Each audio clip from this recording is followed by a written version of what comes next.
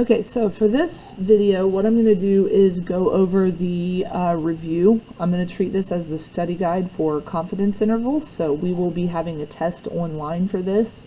I think I'm going to have that test live by the end of the week. I will probably do this in a couple of videos, so I don't know how many, because it's kind of a lengthy study guide, and if you just have questions on certain ones, I don't want you to have to scan through a 40-minute video just to find the ones you want. So I'll probably break it down. I'll make sure I label what question numbers are in each video. So starting with number 1, what is the Z critical for a 65% confidence interval? So keyword here being Z critical, that means if you're finding this in the calculator, you are going to use inverse norm. So if we know that 65% is in the middle, that means we have 35% left over. If we take that 35% and we divide it by 2 for our 2 tails, that means each tail has 17.5%.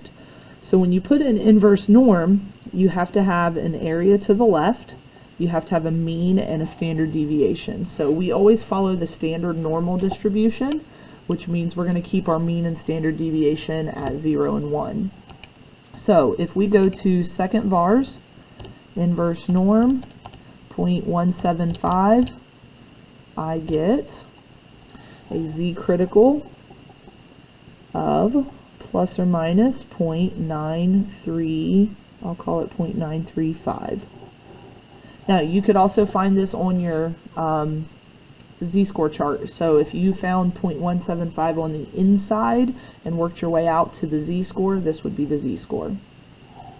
So the next one is a T critical, which means you are using inverse T. So there's only 2 things that you have to put for inverse T. The first one is area, and again that's always area to the left, and the second one is degrees of freedom.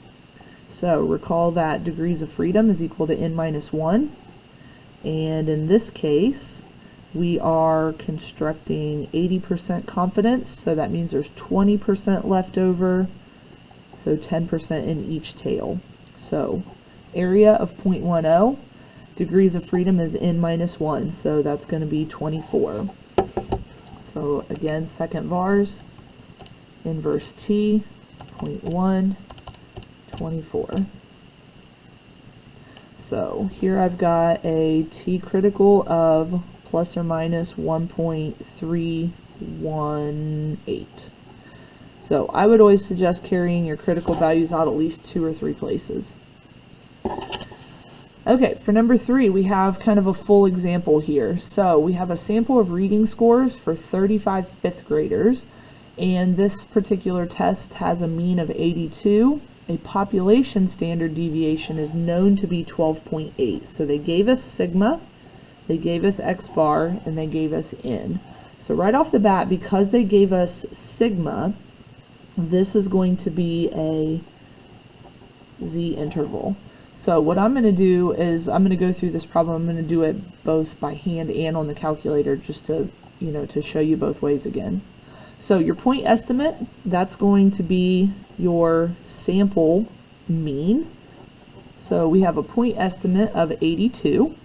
And what we're going to do now is construct and interpret the 95% confidence interval. So my formula to do this by hand is my sample mean plus or minus my critical value, which for 95 would be 1.96, times sigma divided by square root of n.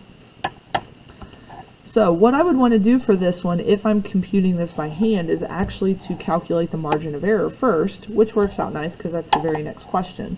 So what I would want to put in is my critical value times sigma divided by the square root of n. So I get a margin of error, and I'm going to go ahead and write this on C, plus or minus 4.24. So that's kind of the give or take, the wiggle room on this test. So we're assuming they have a score of 82 plus or minus this 4.24. So now what I'm going to do is 82 minus that answer, and 82 plus that answer, and these two values are going to be my high and low end of my confidence interval. So I have a confidence interval of 77.8 to 86.2. So the interpretation, we are 95% confident that the true mean score is between 77.8 and 86.2. Now, if I were to run this on the calculator, I would go to Stat, over to Tests, and we decided already that this was a Z interval. Now, I already have the information in here because I already ran it, but remember, we choose Stats because they didn't give us a list of data, they gave us information about the set. So my standard deviation, mean, sample size, confidence level. And you will notice we have pretty much an exact match on our confidence interval. Okay, now number 4, we have, actually, you know what, I think I'm going to go ahead and stop there because number 4 is a little bit lengthy, so I will pick up number 4 on the next video.